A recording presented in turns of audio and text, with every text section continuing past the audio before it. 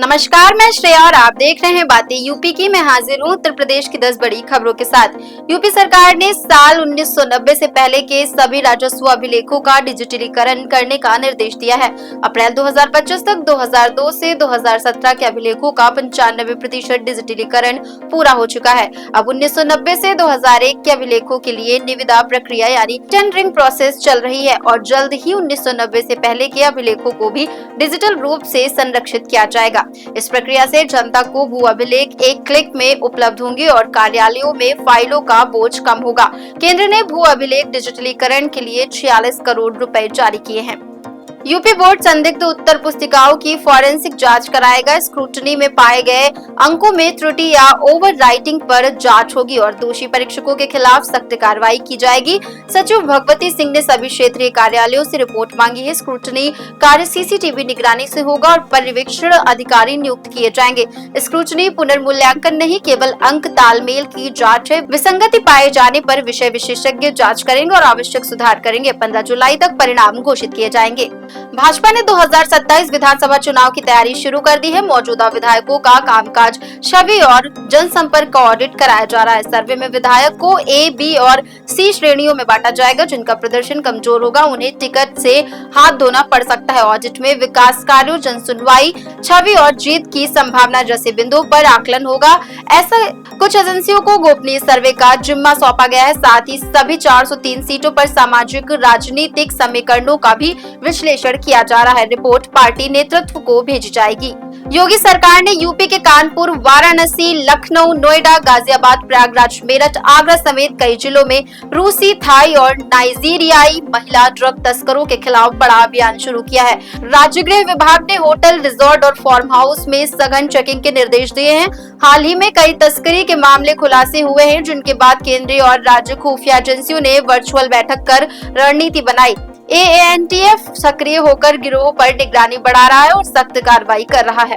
इसी के साथ अब बढ़ते हैं अगली खबर की ओर। आगरा में आयोजित एंडोडोटिक एक्सीलेंस फाउंडेशन की कार्यशाला में विशेषज्ञों ने बताया कि आर्टिफिशियल इंटेलिजेंस यानी एआई का उपयोग दांतों की बीमारियों के शुरुआती चरण में सटीक पहचान और बेहतर इलाज के लिए किया जाएगा। पुणे के डॉक्टर विवेक हेगड़े ने कहा कि एआई आधारित सीबीसीटी स्कैन, माइक्रोस्कोप और लेजर तकनीक से दांतों के भीतर सूक्ष्म छिद्रों तक पहुंचकर रूट कैनाल किया जा सकेगा, जिससे दांत निकालने की जरूरत कम होगी। इससे दांतों की उम्र बढ़ेगी और कैप लगाने की आवश्यकता भी घटेगी, जिससे मरीजों को बेहतर और सुरक्षित इलाज मिलेगा।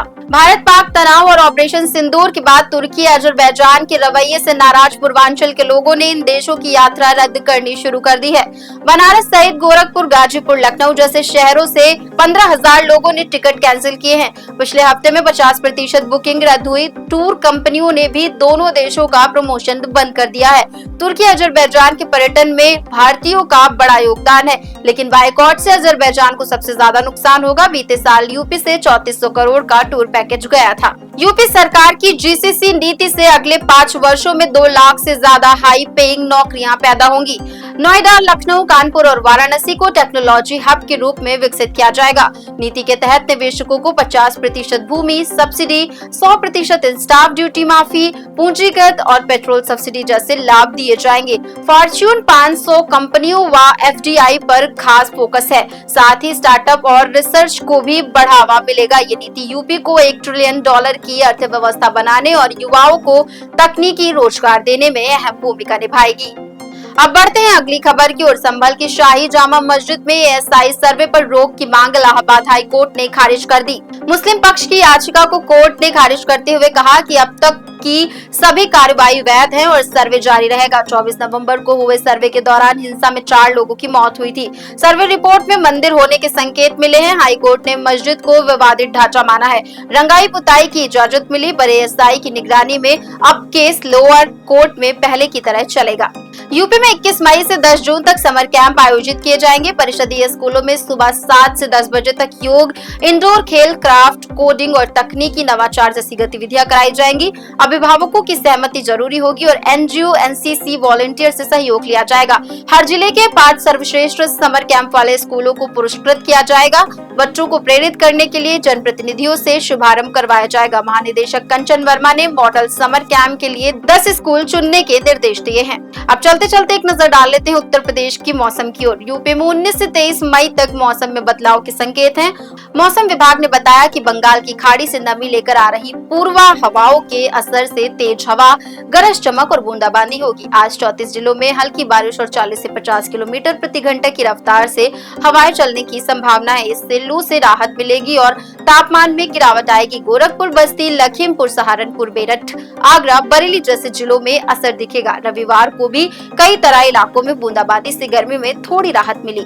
तो ये थी दिन भर की 10 बड़ी खबरें। ऐसी ही खबरों को देखने के लिए देखते रहें और करते रहें बातें यूपी की। धन्यवाद।